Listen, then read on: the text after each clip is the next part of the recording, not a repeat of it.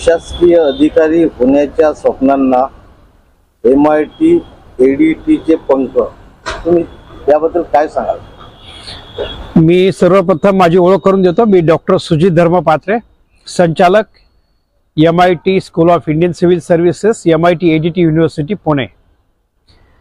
प्रशासनिक सेवेसाठी महाराष्ट्र तसेच अनेक राज्यातील मुलं प्रचंड परिश्रम करतात, पण आपण काही सक्सेसफुल विद्यार्थ्यांकडेच आपलं लक्ष जातं.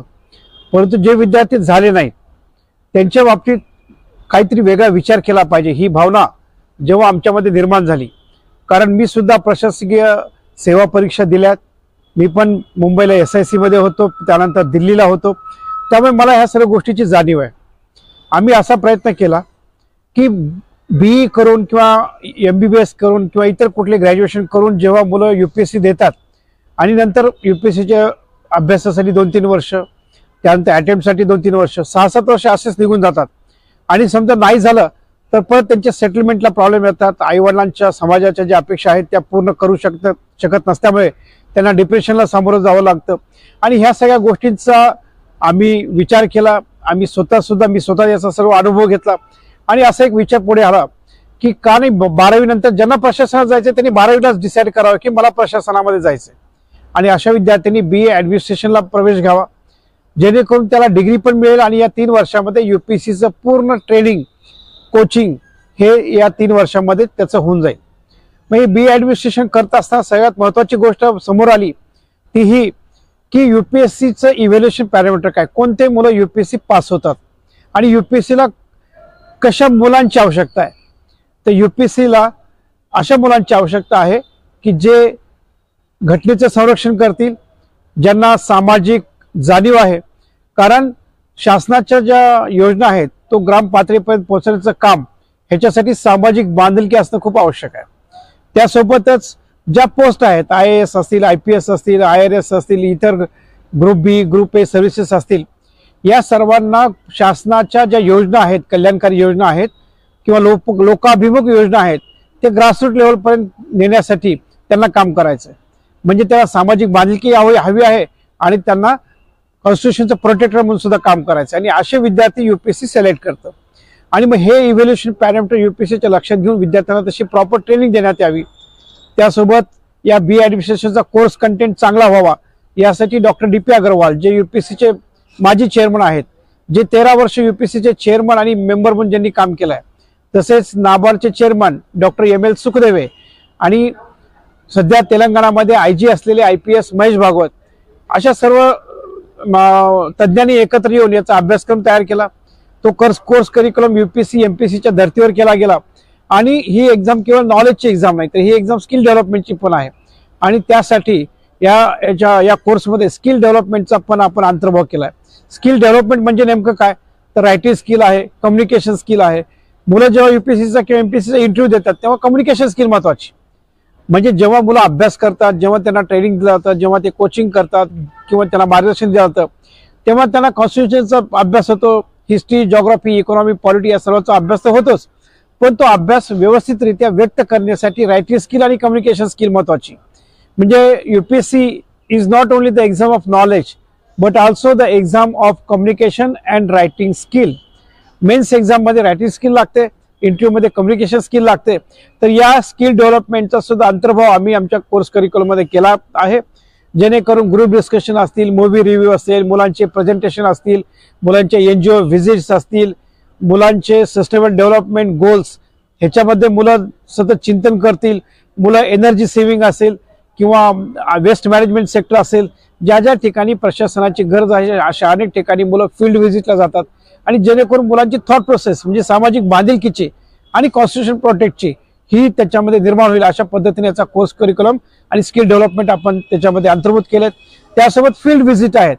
म्हणजे मुलं या कोर्स करिक्युलमच्या दरम्यान मुलं पोलीस कमिशनर ऑफिस असेल किंवा म्युनिसिपल कमिशनर ऑफिस असेल, विलेज पंचायत असेल, जिल्हा परिषद असेल, पंचायत समिती असेल, कलेक्टर ऑफिस असेल, या ठिकाणी मुलं व्हिजिट देतात आणि डे टू डे ॲडमिनिस्ट्रेशन समजून घेतात. आणि हे सर्व करत असताना मुलांचा एक UPSC बद्दलचा किंवा प्रशासनाबद्दलचा एक थॉट प्रोसेस तयार होते, त्यांचा एक विचारांचा अप्रोच तयार होतो. आणि हा विचारांचा अप्रोच जेव्हा ते व्यवस्थित व्यक्त करतात तेव्हा त्यांना UPSCच्या इंटरव्ह्यूमध्ये चांगले मार्क मिळतात. आणि चांगली रँक जर मिळवायची असेल तर इंटरव्ह्यूमध्ये चांगले मार्क्स असणं, त्यासोबत मेन्समध्ये चांगले मार्क्स असणं आवश्यक आहे. आणि म्हणून जेव्हा आम्ही या BA ॲडमिनिस्ट्रेशन आणि MA पब्लिक ॲडमिनिस्ट्रेशन या UG PG कोर्सचा जेव्हा आम्ही विचार करतो तेव्हा आम्ही त्याचा असेसमेंट पॅटर्न हा UPSC MPSC प्रमाणे ठेवला आहे. म्हणजे वस्तुनिष्ठ प्रश्न, ऑब्जेक्टिव्ह क्वेश्चन्स, त्यासोबतच त्यांचे सब्जेक्टिव्ह क्वेश्चन्स आणि म्हणजे लेखी प्रश्न, ह्याच्यामध्ये आम्ही ते असेसमेंट पॅटर्न ठेवल्यामुळे मुलांना UPSCच्या एक्झामची सातत्याने तयारी होते. 3 वर्षामध्ये मुलं त्या एक्झामला सामोरं जाण्यासाठी पूर्णपणे तयार होतात. प्रिलिम, मेन्स आणि इंटरव्ह्यू अशी त्रिस्तरीय रचना असल्यामुळे या तिन्ही परीक्षांमध्ये मुलं एकाच वेळी पास होणं आवश्यक असल्यामुळे या तिन्ही परीक्षांमध्ये उत्तीर्ण होण्यासाठी जे काही स्किल आणि नॉलेज लागतं ही सर्व तयारी या BA ॲडमिनिस्ट्रेशन आणि MA पब्लिक ॲडमिनिस्ट्रेशनच्या कोर्समध्ये आम्ही करून घेतो. BA ॲडमिनिस्ट्रेशन हा 3 वर्षाचा कोर्स आहे, तर MA पब्लिक ॲडमिनिस्ट्रेशन हा 2 वर्षाचा कोर्स आहे. आणि याच्यामध्ये 1,10,000 प्रतिवर्ष फीस आहे. ही fees school of holistic development म्हणजे ज्याच्यामध्ये communication, writing skill, group discussion, book review, movie review, health, yoga, meditation, एक म्युझिक ज्याला आपण क्रिएटिव्ह अँड परफॉर्मिंग आर्ट्स म्हणतो, एक फॉरेन लँग्वेज, ह्या सर्व गोष्टीचा अंतर्भाव करून ही आपण फीस त्याच्यामध्ये ठेवली आहे. त्यासोबत MIT ADT ही 125 एकर वर असलेला कॅम्पस हा अतिशय इन्फ्रास्ट्रक्चर दृष्टीने, अतिशय क्वालिटी इन्फ्रास्ट्रक्चरच्या दृष्टीने असलेला कॅम्पस आहे. आणि या कॅम्पसचा उपयोग हा विद्यार्थी नेहमीच त्यासाठी करत राहतील. आणि अशा पद्धतीने त्यांचं स्किल डेव्हलपमेंट, नॉलेज आणि त्यांना मार्गदर्शन करणारी प्रोफेसर मंडळी, ही प्रोफेसर मंडळी UPSCचे इंटरव्ह्यू ज्यांनी दिले आहेत तीच प्रोफेसर मंडळी आपण इथे शिक्षणासाठी घेतली आहे. त्यामुळे मुलांना परीक्षाभिमुख प्रशिक्षण इथं दिलं जातं. त्यांचा नॉलेज जे आहे त्या नॉलेज इन्हान्स करण्यामध्ये ज्या इव्हॅल्युएशन पॅटर्नची UPSCला आवश्यकता आहे त्या पद्धतीने मुलांना घडवलं जातं. आणि अशा तऱ्हेने मुलांचा सर्वांगीण विकास, नॉलेज आणि अतिशय चांगल्या पद्धतीनं UPSCच्या रिक्वायरमेंटला लागणारा सिलेबस तयार करणं आणि हे सिलेबस व्यवस्थित तयार करून घेण्यासाठी चांगले तज्ज्ञ प्रोफेसर्स यांची नियुक्ती, ह्या सर्वांचा संगम या ठिकाणी घडून आल्यामुळे यातील विद्यार्थी नक्कीच UPSC आणि MPSC सारख्या प्रशासकीय सेवेमध्ये अतिशय चांगलं नाव कमवतील हा आम्हाला विश्वास आहे. आणि ह्याच्यापूर्वी सुद्धा अनेक मुलं आमच्या कोचिंगमधून हे IAS IPS झाले आहेत. त्याच्यात वरुण कुमार बरनवाल हा IAS झालाय, रोहन बोत्रे IPS झालाय आणि माधुरी गरुड जिला आपण स्कॉलरशिप दिली होती ती पण IRS झाली आहे.